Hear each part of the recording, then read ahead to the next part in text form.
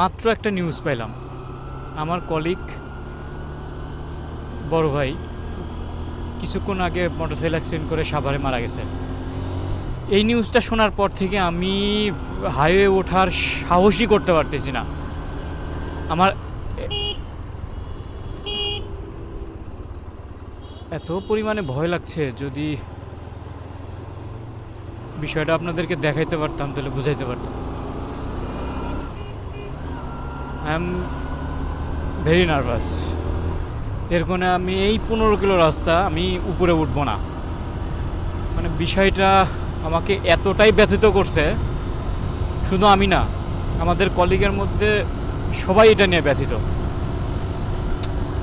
কেমনে ভাই, যেদিন ঈদের ছুটিতে গেলাম সেই দিনও সকালবেলা আমি ওনার সাথে বললাম ভাই সাবধানে।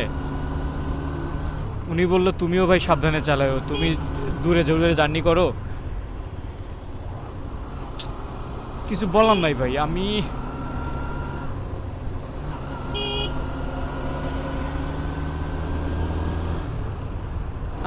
পিছন থেকে 70 কিলো রাস্তা চালিয়ে আসছি হাইওয়ে।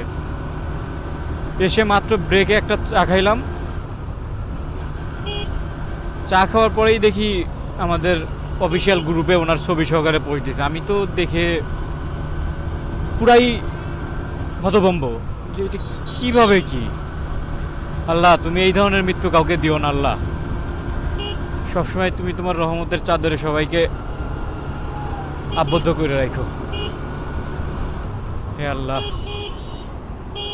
এই ধরনের মৃত্যু কাউকে দিও না আল্লাহ।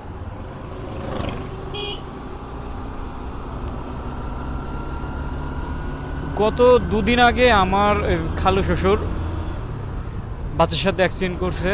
আল্লাহর রহমতে অনেক কষ্টে, আল্লাহর রহমত ছাড়া এই ধরনের অ্যাক্সিডেন্ট করে মানুষ বেঁচে ফেরে এরকম হয় না।